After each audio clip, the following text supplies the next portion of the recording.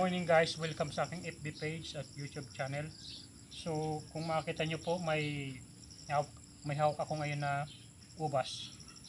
So matry pa ako ng isa ngayong September per months, pero maganda itong itanim January, February. So dapat na initan siya ng 6 to 8 hours para maganda yung bunga niya. Pag hindi po na initan masyado, pangit ang epekto ng bunga niya. So pag nakapabuhay, isa muna kasi pag nakapabuhay ako nito, kung maganda talaga siya dito, so dadagdagan natin to. Try lang po ito dito sa aming lugar. So first time dito sa barangay namin na itry yung ganitong tanim. So paano ba to? Okay po tayo, maganda to sa loamy na lupa, mataba.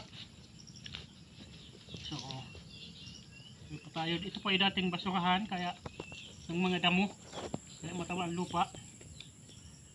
Yan. Yan. Sukatin lang po natin. Okay na siya. Tapos, gagawin natin, magpapupo tayo ng complete fertilizer. Tama lang.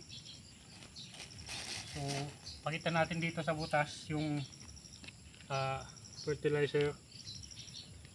Yan. So yan po. Tama lang, baka masunog siya. Saluan natin ng konting lupa. Halo natin sa lupa ng konti. At aalisin natin yung plastic. Aalisin po natin siya sa plastic. So trial pa lang po ito. Pag nabuhay siya dito, dadagdag tayo ulit. Obserbahan ko ito ng 1 month. Pag okay, nabubuhay, bibili po tayo ng isa. So mura lang po ito, 180, 150. So lalagyan po natin, takpan natin ang lupa. Yan. Yan. So bali papunta po dito, halimbawa mag-crawl siya, kagaya po ito ng patula sa kaupo.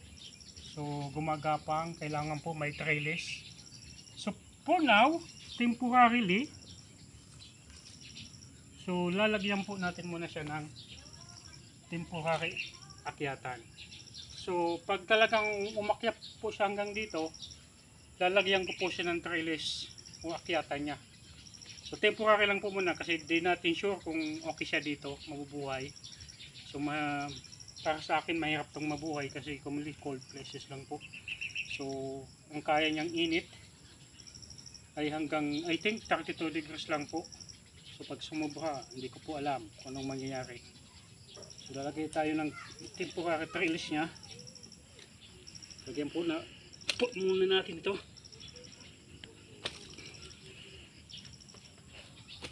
Yan. So pag nabuhay, halimbawa pumunta dito, ibig sabihin may pag-asa siyang mabuhay. Maglalagay po tayo dyan ng gapangan niya. So yun po. Ito po nangyari kawayan, lalagyan po muna natin ito. At babakuran natin yan kasi baka paglaro ng mga bata. Pag nandito yung mga pamangkin ko talagang pag makita dyan, bulot dito, bulot doon. So lalagyan po natin yan ng harang mamaya. So kung sana po nagustuhan nyo ang aking video, kung nagustuhan nyo po, huwag kalimutan mag-follow sa aking FB page, Ronel Shell Abarientos. Then mag-subscribe sa aking YouTube channel. Maraming salamat po.